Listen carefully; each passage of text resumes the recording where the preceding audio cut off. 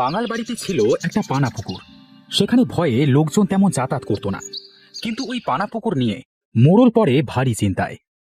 নায়েব, কি করা যায় বলো তো? পুকুরটা দিন দিন অকার্য হয়ে পড়ছে যে।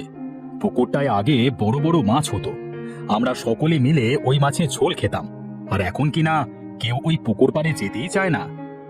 মোড়ল মশাই, আপনি পানা পুকুরের কথা বলছেন না তো? হ্যাঁ হ্যাঁ, আমি পানা পুকুরের কথাই বলছি। ভুলে যান মোড়ল মশাই, ভুলে যান। ওই পুকুরটা হলো মানুষ খেকো পুকুর। হ্যাঁ নায়েব, মানুষের মুখে মুখে এই কথা রটে গেছে, কিন্তু আমার না বিশ্বাস হয় না। কি বলেন মোড়ল মশাই? এর আগেও দেখলেন না ওই পুকুরের ভেতর থেকে হাত বের করে কিভাবে একটা মানুষ টেনে নিল? তা তো দেখলাম, তবে তাও কেন জানি আমার মনে খটকা লাগছে। আচ্ছা, একটা কাজ করা যাক, গ্রামের মানুষের কাছে খবর দাও, ওই পানা পুকুর কেউ যদি পরিষ্কার করে দিতে পারে তাহলে তাকে আমি ওই পুকুরের অর্ধেক ভাগ দেব। আচ্ছা ঠিক আছে মোড়ল মশাই, আপনি যেহেতু বলেছেন আমি করছি। না, এইভাবে চলতে থাকলে কি করে বেঁচে থাকবো খোদা? তুমি একটা ব্যবস্থা করে দাও। বাবা, ও বাবা, তুমি এখানে? আর আমি সে কখন থেকে তোমাকে খুঁজছি। কেন রে মা, আমাকে খুঁজছিস কেন? বাবা, ও বাবা, বলছি যে আজ তুমি একটা বড় দেখে রুই মাছ কিনে আনবে তো। রোজ রোজ শুধু ভাত খেতে আর ভালো লাগে না বাবা। আচ্ছা মা, ঠিক আছে, নিয়ে আসবো খন। কি মজা, কি মজা! আজ আমি রুই মাছ দিয়ে ভাত খাবো।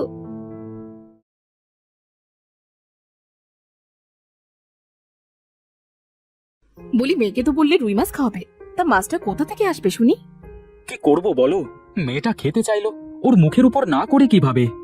সবই তো ঠিক আছে, কিন্তু একটা রুই মাছ কিনতে যে অনেক টাকা লাগবে। এত টাকা কোথায় পাবে তুমি? এই কি গো, কোথায় যাচ্ছ তুমি কোনো কথা না বলে? যাই দেখি কোনো কাজ পাই নাকি।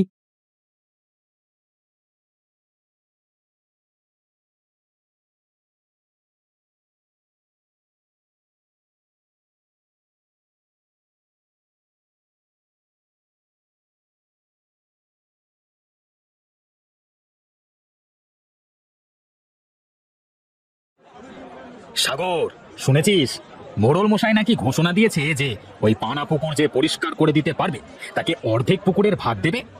হ্যাঁ, তা তো শুনলাম, কিন্তু কার বুকে এত সাহস আছে যে ওই পানা পুকুর পরিষ্কার করতে যাবে? বুঝি না বাবা, বুঝি না। এই মোড়ল দিন দিন সবকিছু ভুলে যাচ্ছে কিভাবে। ওই পুকুর যে মানুষ খেকো পুকুর, এই বড় লোকেদের কাজ আর কি। শুনেছি বড় লোকেরা যখন কাজ পায় না তখন খালি গা চুলকিয়ে ঘা করে। তা তুই ঠিকই বলেছিস।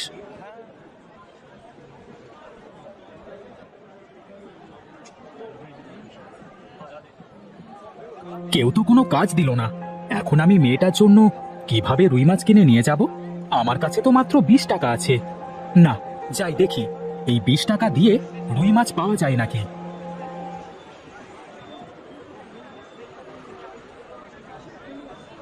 দাদা, রুই মাছ কত করে? রুই মাছ 50 টাকা কিলো। ও, 50 টাকা কিলো? বলি, একটু কম হবে না দাদা? না না, আমার কাছে কোনো কম হবে না। ও আচ্ছা, আমার কাছে মাত্র 20 টাকা আছে, মেয়েটা রুই মাছ খেতে চেয়েছে, কি যে করি। 20 টাকায় রুই মাছ পাওয়া যাবে না দাদা, এর থেকে ভালো তুমি কম টাকার পুঁটি মাছগুলো নিয়ে যাও। হ্যাঁ, সেটাই ভালো। আচ্ছা দাদা, তাই দিন।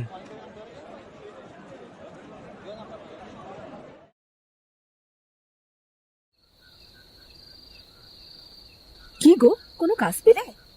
সারা দিন কাজ খুঁজলাম, কিন্তু কেউ কাজ দিল না।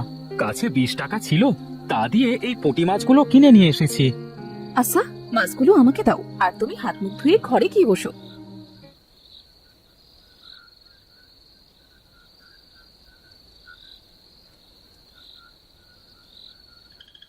বাবা বাবা, মাছ এনেছো? হ্যাঁ রে মা, নিয়ে এসেছি। কি মজা, কি মজা! আজকে আমি মাছ দিয়ে ভাত খাবো, কি মজা! কই গো, তোমরা এসো, ভাত খেয়ে যাও। বাবা চলো, মা ডাকছে ভাত খেতে। হ্যাঁ মা, চল। দাও মা, মাছের মাথাটা আমাকে দাও। এই নে মা, এই মাছগুলো খা। কই, আমার বড় মাছ কই? মারে, বড় মাছ আজ পাইনি, আমি কাল ঠিক এনে দেব। হ্যাঁ রে মা, তোর বাবা ঠিক কাল এনে দেবে। এখন এখন লক্ষ্মী মেয়ের মতো ভাতগুলো খেয়ে নে তোমা। না, আমি খাবো না। বড় মাছ না পেলে আমি খাবো না। হে কি, কোথায় যাচ্ছ তুমি এত রাতে? এই জীবন আর রাখবো না। কেমন বাবা হয়েছি, ছোট মেয়েটা শখ করে রুই মাছ খেতে চেয়েছে, কিন্তু তাও দিতে পারলাম না। আমি আর এই জীবন রাখবো না। শুনেছি ওই পানা পুকুরে মানুষ খায়, ওইখানে গিয়ে নিজেকে শেষ করে ফেলি।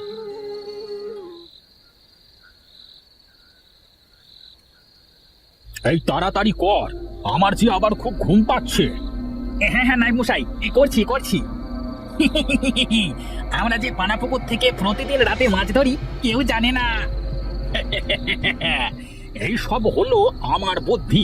মিথ্যে নাটক সাজিয়ে এই পুকুর থেকে মাছ ধরছি, মোড়লকে বোকা বানিয়ে। তবে শোন, মোড়ল কিন্তু আবার এই পুকুর পরিষ্কার করবার জন্য ঘোষণা দিয়েছে। চিন্তা করবেন না নায়েব দাদা, আমরা আগের বারের মতো এবারেও শেষ করে দেব যে পুকুর পরিষ্কার করতে আসবে। বলছি, মোড়লকে একেবারে শেষ করে দিলে তো আপনার এত নাটক করা লাগে না। বোকার মতো কথা বলিস না তো। গাছ কেটে কোনোদিন ফল খাওয়া যায়, গাধা।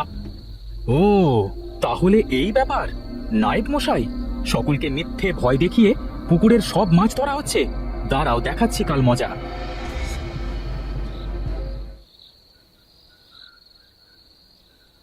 তুমি এসেছো? কোথায় চলে গিয়েছিলে কিছু না বলে? কাজের ব্যবস্থা করতে গিয়েছিলাম। কাজের ব্যবস্থা? এই রাতে কাজের ব্যবস্থা করতে গিয়েছিলে? ঠিক বুঝলাম না তো। কাল ওই পানা পুকুর পরিষ্কার করব। তাহলে মোড়ল মশাই ওই পানা পুকুরের অর্ধেক ভাগ আমাকে দেবে। আর ওই পানা পুকুরে অনেক বড় বড় রুই মাছ আছে, আর ভবিষ্যতে মাছ চাষ করে অনেক টাকাও ইনকাম করতে পারবো। তোমার মাথা ঠিক আছে তো? ওই মানুষ খেকো পুকুর তুমি পরিষ্কার করতে যাবে? সবাই ভুল ভাবে, আসলে এসব নায়েবের সাজানো নাটক। কি বলছোটা কি? তবে শোনো। সত্যি বলছো? হ্যাঁ হ্যাঁ, সত্যি বলছি।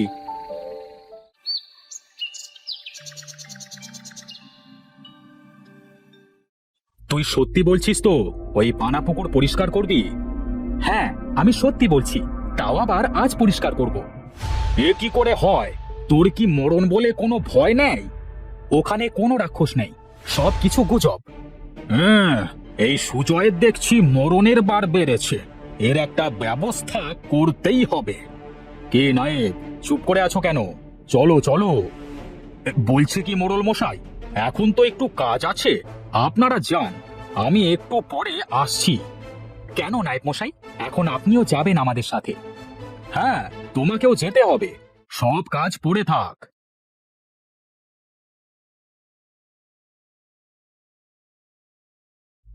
এ সাগর, শুনেছিস এই সুজয় নাকি পানা পুকুর পরিষ্কার করবে?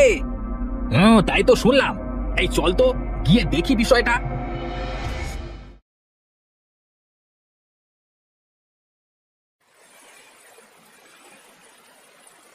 এ কি, সুজয়ের তো কিছুই হচ্ছে না। তাই তো দেখছি। ব্যাপারটা কি? এ সুজয় কি কোনো জাদু টোনা শিখলো নাকি?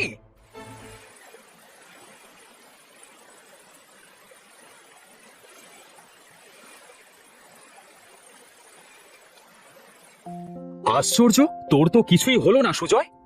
হবে কেমন করে? এই পুকুরের মানুষ খেকো রাক্ষস তো এখনো পুকুরে নামেনি। কি, রাক্ষস এখনো পুকুরে নামেনি? মানে কি? আমি ঠিক বলছি। এই রে, তার মানে সুজয় সব কিছু জেনে গেছে। কোথায় পালাচ্ছেন নায়েব মশাই? না মানে, এই আমার একটু প্রাকৃতিক ডাক দিয়েছে তো, তাই 2 নম্বরে যাচ্ছি। না না, তা বললে তো হচ্ছে না। এইসব কি হচ্ছে কিছুই তো বুঝতে পারছি না। এই পটা, সব কিছু নিজের মুখে স্বীকার করবি নাকি আরো মার খাবি? না না, আর মেরো না সুজয় ভাই, আমরা স্বীকার করছি। মোড়ল মশাই, এখানে কোনো রাক্ষস বা পুকুরে মানুষ খায় না। এই সব কিছু ওই নায়েবের সাজানো নাটক। এইসব কি বলছিস তোরা? আমাকে কেন টানছিস তোদের মধ্যে?